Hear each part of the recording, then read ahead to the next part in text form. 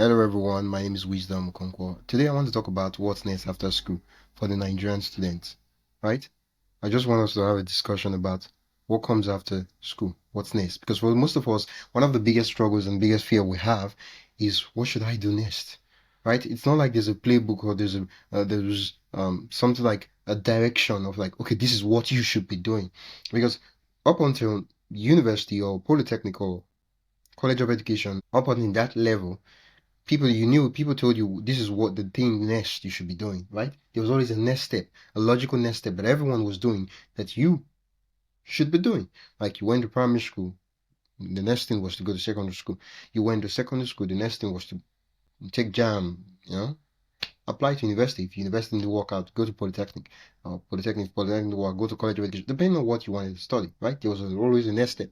And now you're like, okay, now we've done that, what's next? Right? What's next? Before proceeding to the discussion, you're listening to the Prodigy podcast, the podcast that keeps it real with Nigerian students. I am Wisdom Okonkwo, and today we'll be talking about something that's been on every student's mind: what happens after school. Now, for most of us, the question doesn't necessarily happen after we finish school. So it could be while we're still in school. You've written your last exam, probably you're even working on your project, and now you're asking, what's next? NYC, job hunting, side hustle, maybe jackpot. I don't know. Which one should I do? Right? Which one should I do? Like, what's the next step? Like, right? Because at this point in time, there's so many steps, so many things we could be doing. Then we're like, wait, what should I do? Right? I don't know. I don't know. It could be NYC, it could be this, it could be that. Well, like, I need someone to just tell me that this is it. Right? So before we even proceed about what you should be doing and how, well, the factors that would influence what you should be doing next, let's see the paths, the options we have after school. Now, if you finish school, you graduated and all that, you have 5 major paths, right? First is NYC. It's 1 year service every Nigerian graduate must do. Now, the question, if it's worth it, that's another discussion for another day. Now, NYC is something it's a 1 year service every Nigerian graduate must do.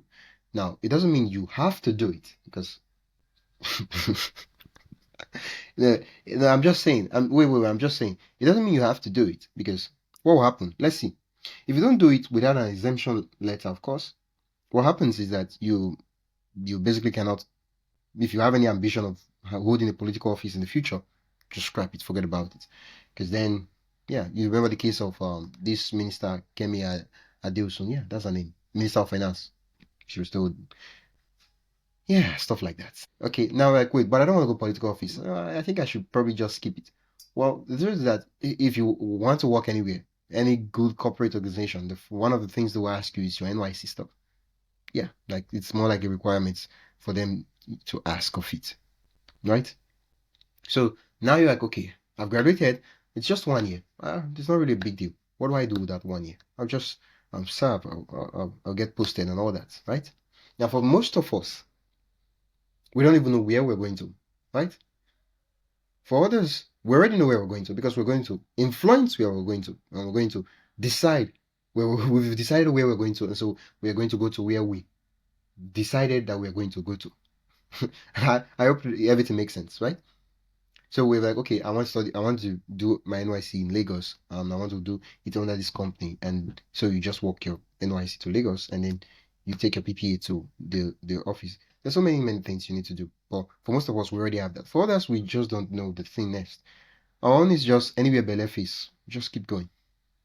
Right? Now for this us, for most of us, that 1 year is the year we'd use from, if we were lucky, the organization we're working on would just, after the NYC, we would just be employed as staff. If we're lucky.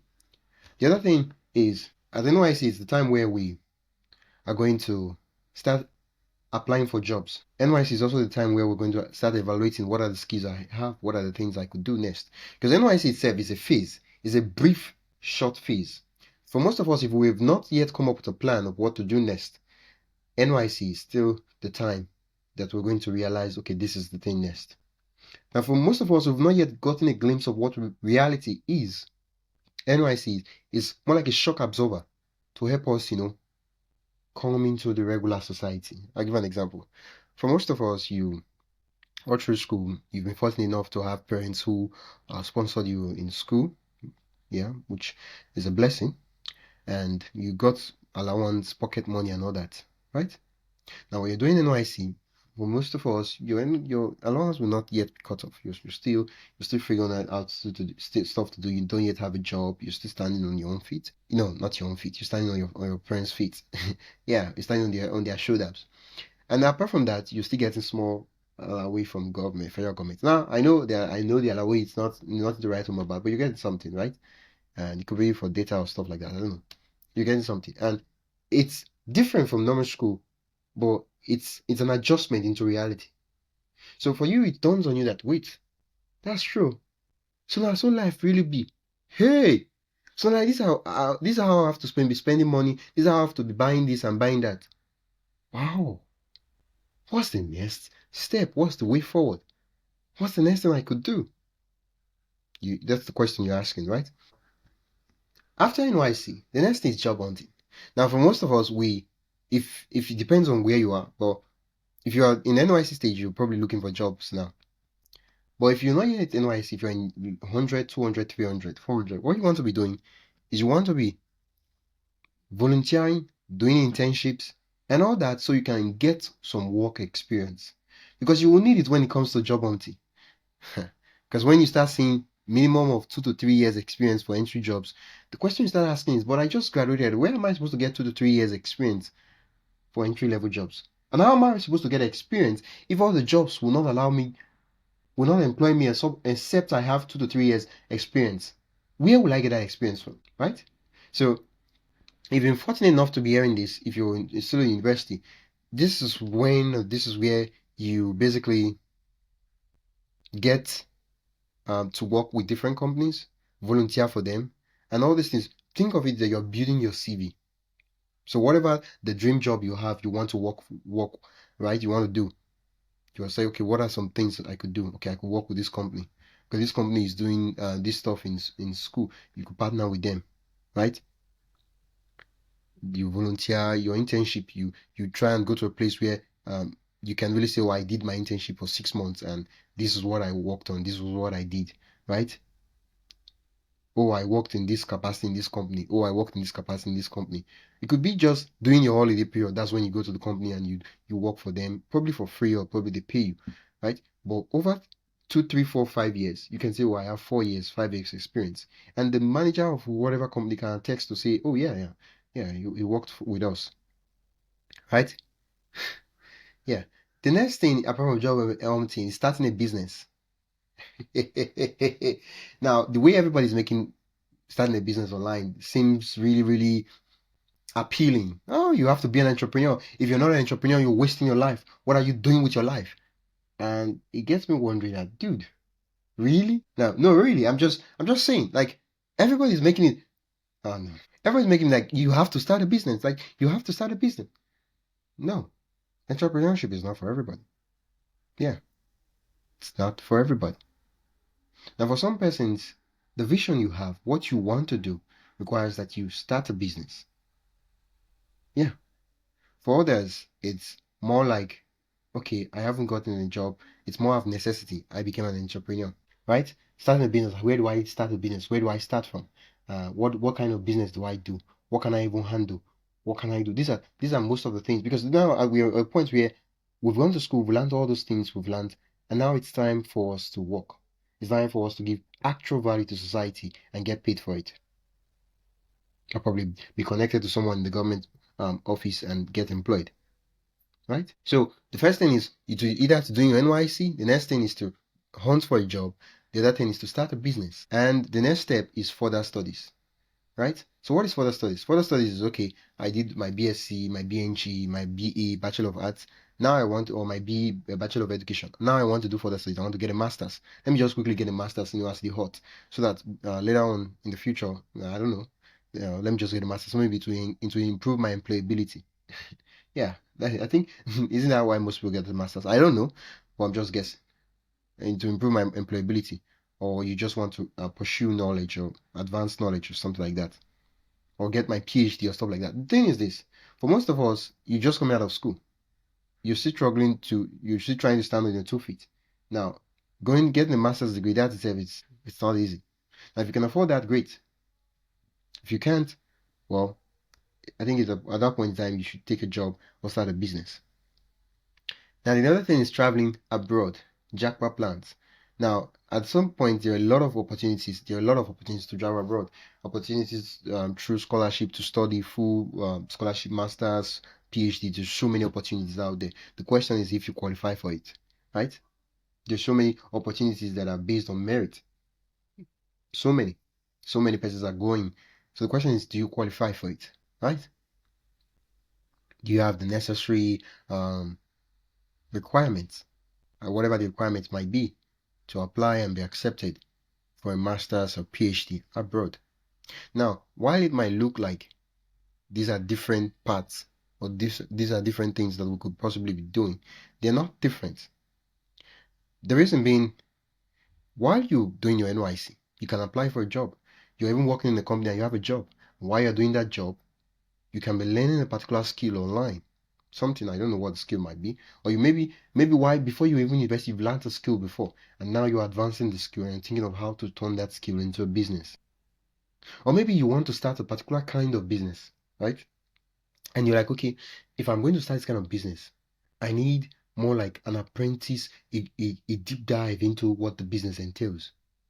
And so at this point in time, this is the time some of us would enroll as apprentices. Some of this time, some of us who work in the company will want. Let's say I'll give an example. Let's say you want to go into the restaurant business, right? Or you're thinking of starting a franchise business, like something like Chicken Republic. I don't know if Chicken Republic is franchise. I don't know, but something like Chicken Republic, KFC, or something like that, right? You're thinking of starting something like that, right? You don't know where funds will come from, but you're thinking of starting something like that. You've seen an opportunity, you've seen something that's just what you want to do. It's not really, but that's what you want to do. Now, you're like, okay, I know I need to know a lot of things. So what do? You apply to work as a manager in any one of these Chicken Republic, and that way you're able to see all the details. Okay, this is how they handle the employees, this is how they do everything, right? You're able to get first-hand experience. Take you 1 to 2 years, stuff like that. And then after the experience, you can then move on to starting your own business, right? So it's not like, oh, this is the path. I can't take this path anymore. No. Yeah. No. Right? And even if you're traveling abroad, you're like, okay, while you're working everything to travel abroad, you could get a job, you could start a business, right? Now most people say it's hard to find a job but for other persons, it seems like getting a job is as easy as piece of cake. Yeah, there are the statistics out there of this number of students struggle to get a job within first year. What makes you different and all that. The opportunity. I just want to close this with this is first of all, let me just quickly wrap this off with a couple of things you should know. First of all, tech, most of us, we are fortunate to be around in a time of tech. In whatever feed you are, you can connect and see what the world is doing at your fingertips, right? You can gain access to people that in a million years you will never have been able to see them or even talk to them or even hear their voice. But you can, right? You can reach out to people. You can network and communicate with people. You can go to forums and see what people are doing. You can ask people. You can say, sir, can I interview or ask you a question, right? The captains and the kings, the queens of your industry, you can reach out to them. People who, okay, probably you knew them, they were in your school. One time when you were in 300 level or 200 level, they are studying abroad and you would love to study abroad. That's what you want to do. Now, I'm not saying that you have to do that because that's what they did. No, this is what you genuinely want to do. Like you want to advance knowledge. That's your stuff. You're not necessarily, oh, I want to get master because everybody's getting masters. No, no, no, no, no, no. This is what you want, right? So you're like, okay, you reach out to them on LinkedIn. Say, bro, I'd love to ask you a couple of questions. I don't know if you can chat. And they're like, yeah, I can chat for 10, 15 minutes. And you start to ask them the questions, sir. How are you able to discover this? How are you able to realize that, okay, this is what you should be doing? Sir, okay, how did you afford it? Did you have money? Oh, I got it through full scholarship. Oh, these people are this thing giving us scholarship. Which other ones could I like? You gain, you'll be able to pick the brain of someone who has done what you want to do and you pick 1, 2, 3, 4, 5, 6, 7, 8, 9%, you begin to see a pattern. And you're like, okay, this is what I will do. This is what I will do. This is what I will do. Right? Network with people.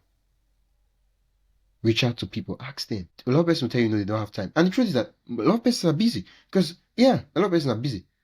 So it's not always about you. If someone tells you that, oh, I'm sorry, I don't have time for meeting, or they don't even reply to your message, don't make it that, this guy hates me, he's wicked. Dude, the world is not about you. It could be that the guy is busy. Because for most people, doing masters and PhD is not easy. Especially when the masters and PhD you are doing is actually masters and PhD, where you are advancing knowledge. You know what it means to advance knowledge? You are studying the things that does not exist. You are bringing it into life. That means like it's more like the thing is going like this. You are creating branches, springing it forth. It's difficult. It's not easy. So for most of them, they don't have that time. That time is not there. No, it's not there. But if you can reach out to a lot of persons, ask them questions, right? Networking, pick their brain, see what they've done, ask them if they can refer you to stuff like that, right? And yeah, and it's easy. You can't. There's no excuse like, oh, I don't know him. Reach out to him, ask him, right? The next thing is internship matter. The question is when you are doing your internship, if you've not done your internship before, the question should not be how much will I get paid? Because how much are they going to pay you in internship? Let's be honest. How much? The question, of course, I'm not saying if they are paying you internship, don't take the money. Take the money, you need it. But what I'm saying is that if you have to choose between money and experience, learning, networking, connection, always choose knowledge, right?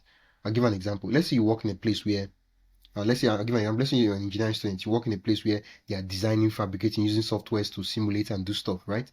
And if you know that, right, if you join and you do internship, then they will use work to almost finish you. You will do simulation, you will do design, you will learn how to use different softwares and to be able to design and project things in the real world, right? The way engineers do stuff and all those things. You know you'll be able to learn that stuff, but you know that you will work for money tonight. Nobody will even ask, no matter who you are. But the thing is this, you do it, right?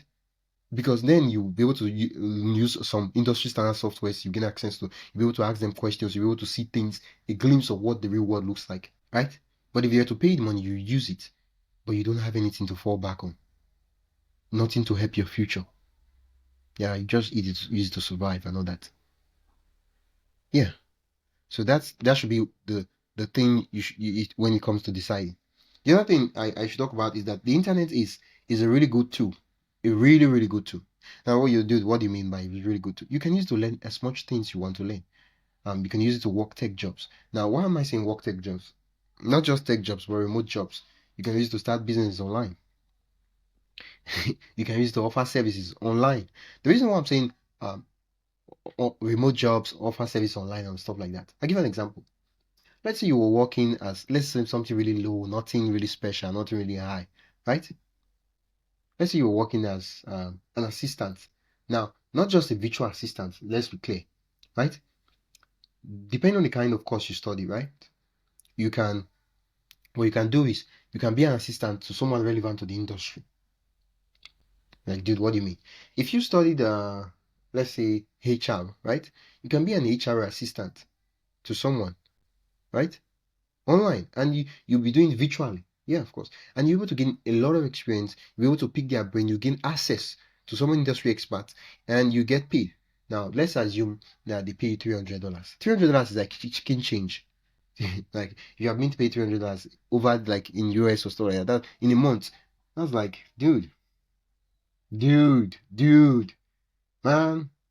you're suffering. But if you bring $300 to Nigeria and you convert it, that's over 450,000 naira, almost 500k, depending on the exchange rate at the time you're watching this video. That's a lot of money. Like I know there's millions to be made, but I'm just saying that if your base where you're starting from is 500k, man, do you know what you can do with 500k in Nigeria in a month? Do you know? That's a lot. There is no restrictions. You can do that anywhere, any place. You can learn anything you want to learn. So you should be leveraging the technology. You should be leveraging the access. Reaching out to people. A lot of people reject you, and that's fine. But the thing is, 1 year can change your life.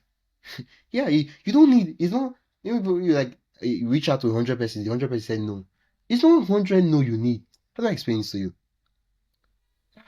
Hi. If what you just need is 1 year. If you get 1 year, it doesn't matter that 1,000 persons reject you. No, it does not matter. It's not a scar that, oh, 1,000 persons reject you, your life is unfortunate. No. It's that 1 year you are looking for. You are digging for gold, you are searching for minerals. And as you are excavating, you are seeing some rubbish, debris, and all those stuff and everything. It doesn't matter. What matters is that you find gold. And once you do, it does not really matter what you had to dig in order to get to the gold and all that, or what you had to dig in order to get access to the oil. What matters is that you got access to it. And yeah, that's what matters. Yeah. So the question is, depending on what you want to do, you have to start making preparations for it. You have to start making choices and decisions towards what you want to do.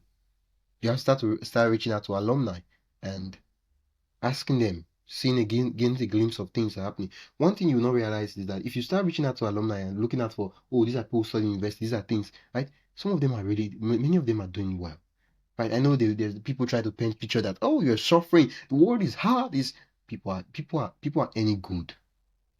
Yeah. No, but people don't go to the internet and start posting and say I make millions every month. No, no, no, no. Stop that. No, nobody does that. They just go, they post picture of their bed and all that. That's what you see. Ah! And you think that's all there is to see. Seek and you shall find.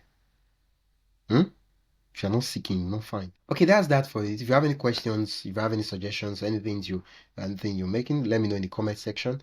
Until next time, my name is Wisdom Okonkwo, and you've been listening to the Prodigite podcast. Don't wait until you are broke to start.